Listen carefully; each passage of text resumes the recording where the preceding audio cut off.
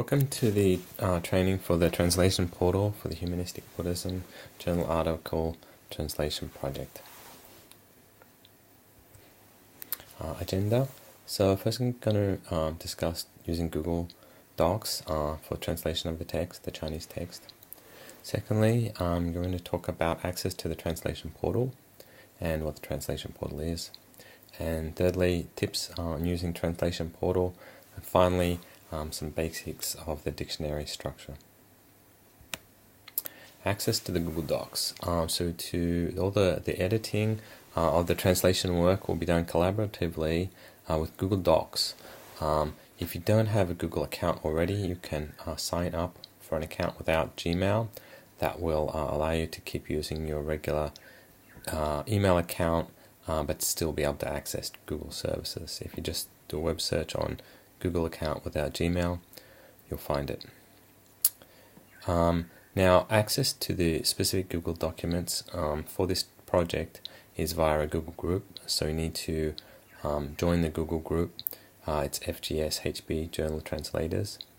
You should have received an invitation for this. Please accept the invitation, and then you'll be able to access the documents. Multiple editors can work in the document simultaneously, so that's good. You're not going to step on somebody. Well, you could potentially step on somebody else's work, but you can also work independently in the doc and see what other people are doing there. So you can, we can translate faster, basically. You can add and reply to comments in the document with the structure. So I'll just show you that.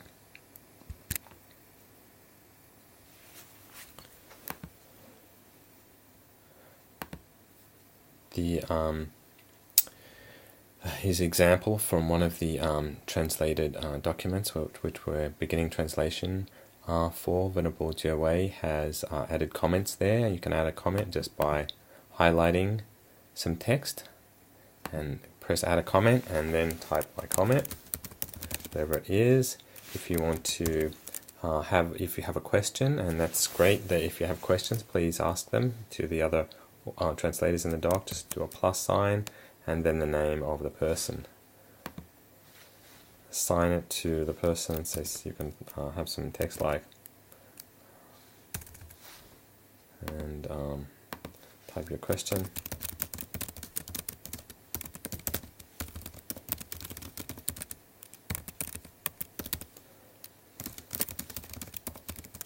There, so you can just type your question like that. If you decide in typing your question, you decide you don't want it, the assign button will assign it to the person with your comment. A cancel button will just cancel it. You can also delete the comments if you wish.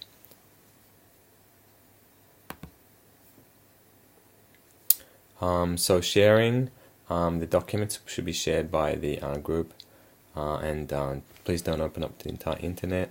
And also you can use the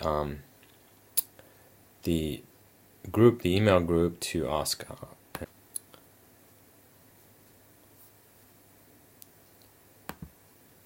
access to the translation portal. So what is the translation portal? So the translation portal helps you with vocabulary in the articles. We assume that you already know how to translate Chinese, but the articles have a lot of specialist vocabulary in them, and maybe some other things, names of people that you need to know how the people spell their name, idioms, etc. Titles of publications where you really need to use a standard title and not just translate a new version of the title yourself. So you can access the portal at xingyundl.org. It's not generally available yet. You need to log in. Only the project team members can log in because we haven't released it to the public yet. So please only use it for this project. I've already assigned a user ID and password to the people in the team, so you can log in with your user ID and password. I sent an email with those. If you forget your password or user ID, you can use the link in the portal to reset it with a message. It'll send you a message to the email address that we have registered for you. let's have a look at that. So I will log in with mine.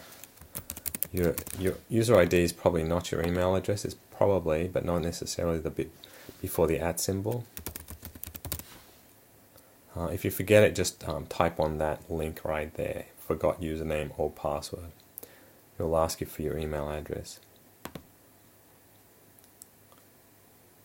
Oops, I got it wrong.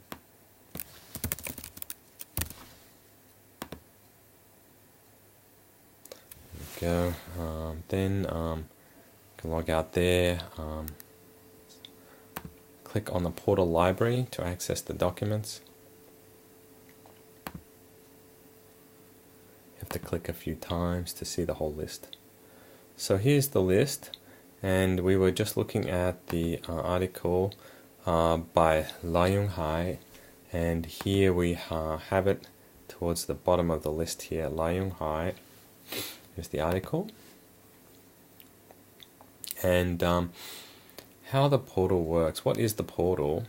It basically is a list of the articles to be translated, and it has scanned all the docs here. We have this example document. It scans the documents, and it analyzes the vocabulary, and then we use that to do a vocabulary analysis and add those things, that vocabulary in, so that now you can come back and refer to that for the translation of the text if you're not sure how to translate that. So for example, here we have actually all the words. There is translation for all the words, or let's dictionary lookup for all the words, easy ones and hard ones, but you probably want to use it more for the special things, like we have the author's name here. It's just a Hanyu pinyin name, La Yunghai, but in a lot of cases we have Taiwanese authors which don't use Hanyu pinyin. Names of titles, PhD, names of universities, etc. And then as you translate it, every time we do a new scan, we'll actually capture your translation and put that back in. But then you'll see the other parts that are not translated yet, and so the English is not there yet. There's a combination of general vocabulary, just the words like but, dan. Buddhist vocabulary here, Mahayana Buddhism, Dashang Fojiao. And then some specialist, there's another example, Nirvana, and then specialist for Guangshan vocabulary in a lot of cases as well, and then some other vocabulary related to philosophy and the academic aspects of which these articles are academic articles.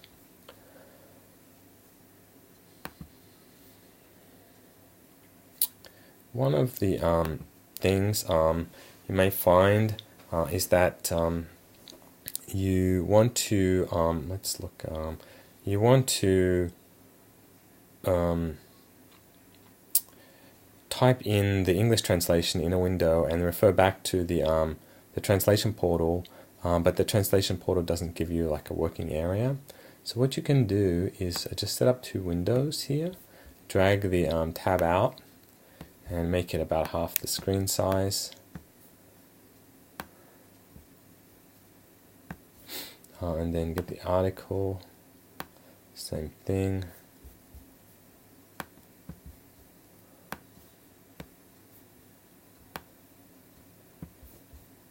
Put them side by side so then you can refer to them.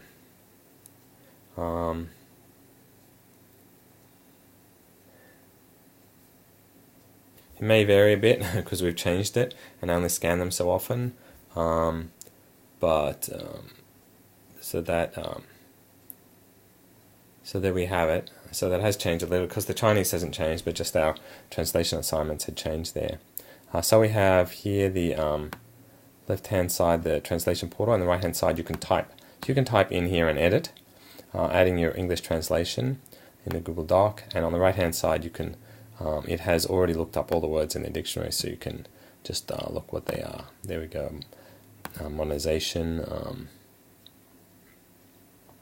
Let's find some more interesting ones. Sakyamuni Buddha, etc. So there you can put them side by side in order to just have a more convenient working area.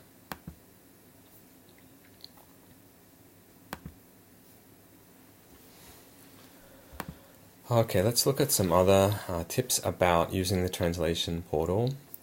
And you can mouse over the word to show the English equivalent, or you can click on the word to show the details, and you can click on more details to show even more details. So let's have a look here. Let's look at this one. Kongzong, it is the abbreviation for the Madhyamaka or Sanlun school. And you can see more. You can copy the values by clicking on the copy button. You can see more details. I usually open them up in another tab so I don't lose my place in the document. And then there I have the kind of a more detailed definition. So this is actually like an abbreviation for the Sanlun school, which we can search on. If we go to search on home, we can search on that and find the definition for that. So Sanlun school, and it gives more detail about the Sanlun school, and maybe the Sanskrit, Japanese, etc. of it, and also in brackets down here the sources. Here it's the Buswell Lopez Princeton Dictionary of Buddhism, and the Fasiang book from Foguang Shan, and also the Foguang Dictionary of Buddhism. Foguang Fujiao Cidian. And this is an example. I think this is a relatively shorter and easier example of an article, but you'll see that this becomes more important where the articles are more kind of dense in Buddhist terminology. Example is this one, Guangxin's article on Humanistic Buddhism.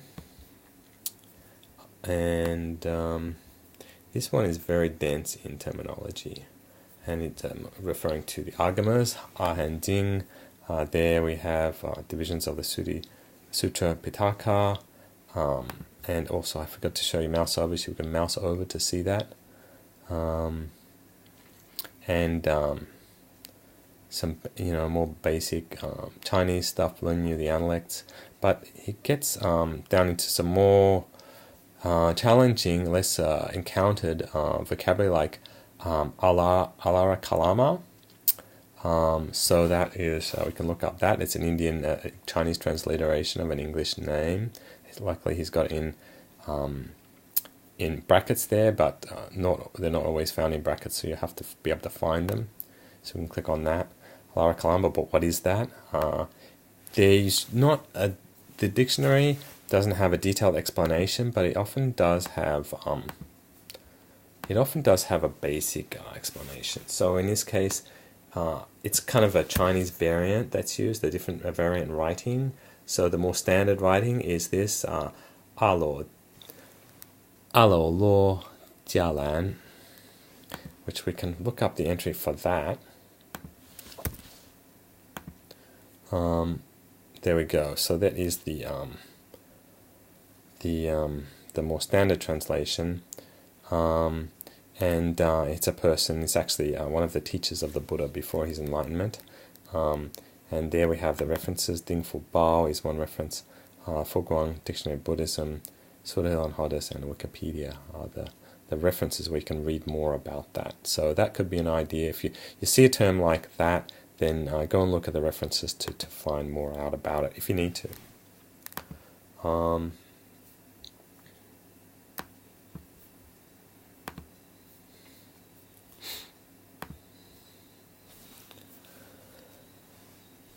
So, just disclaimer that the dictionary is not perfect. If you find problems, please let me know. But also don't expect it to be perfect. You do need to use your translation skills to form complete sentences and choosing the correct meaning for each word. Dictionary structure. Okay, so let me just explain a bit about the dictionary structure so you know how to use it effectively. And headwords, we'll start with headwords.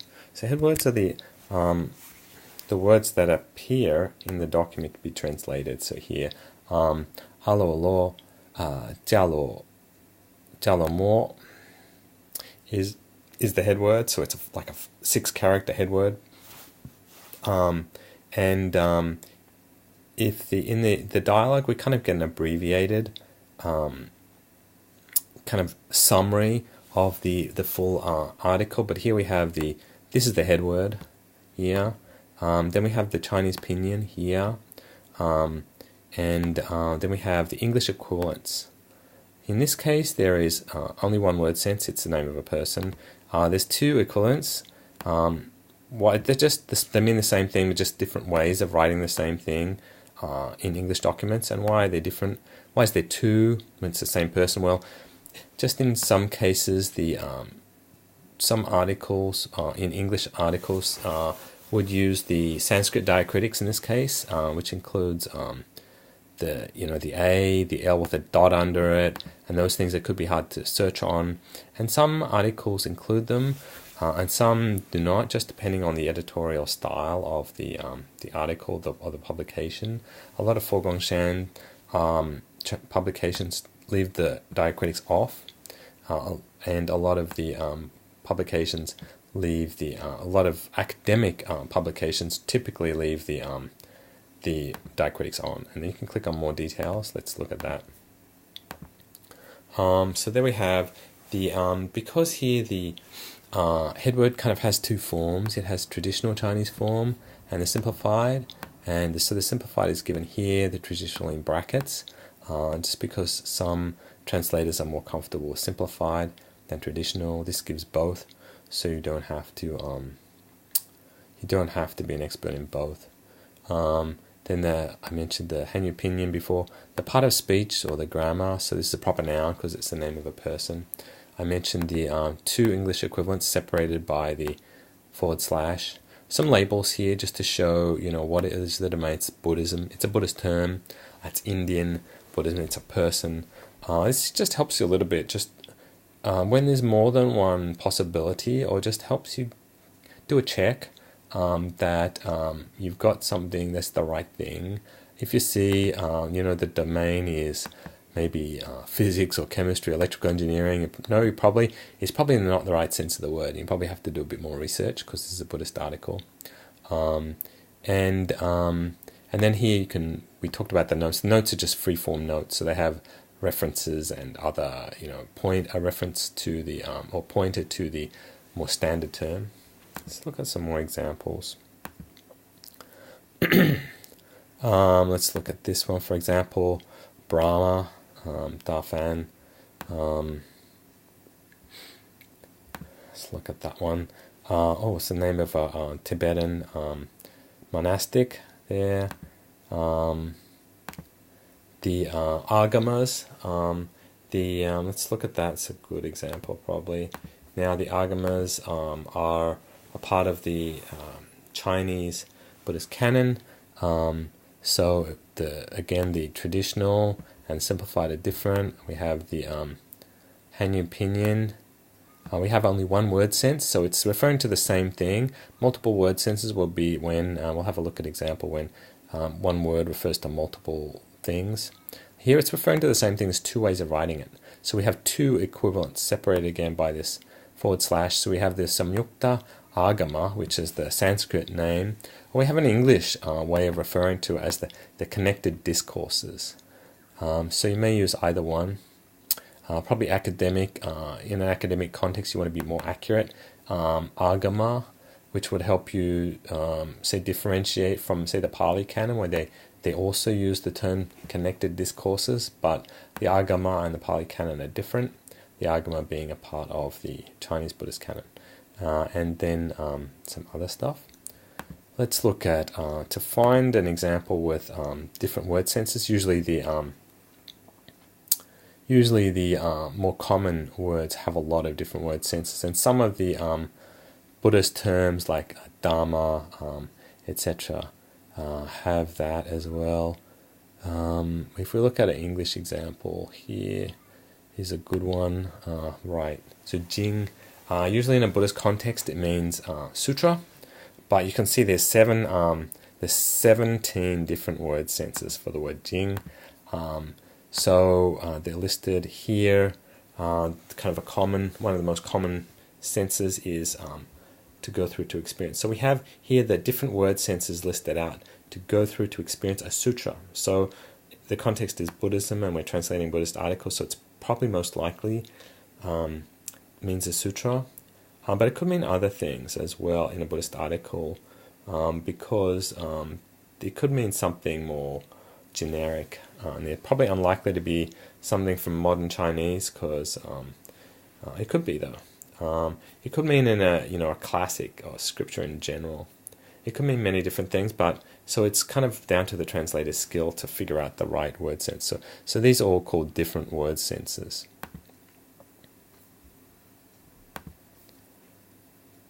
Also note on the grammar here, if we look at the grammar of that term, it's somewhat flexible, and try to give grammar as a hint, but it's not always that reliable here. So we have Jing in the sense of to experience, it's a verb, and in terms of sutra, it's a noun. But those things, in this example, it's a pretty good bet that the grammar is right, but use that as a guide rather than a hard and fast rule. Also the word segmentation. Word segmentation means, because Chinese text doesn't have spaces in it, so it does have punctuation, so that certainly separates words, but a lot of the words, like in a sentence here, we typically don't have a word space, so the computer, the translation portal will separate those words out into, for example, here we have 一直在后是通识通俗. So we have then the portal has translated those, has segmented those words out into single or multiple character words. It's mostly correct, but not always correct. So in some cases you will see mistakes, so just have to do your best with that and use your skills as a translator to deal with that. Okay, that's all I have. Also, when you log into the translation portal, you'll see a document that kind of summarizes this in document form, so you can more easily or more conveniently read through and study it or refer back to it. Thank you.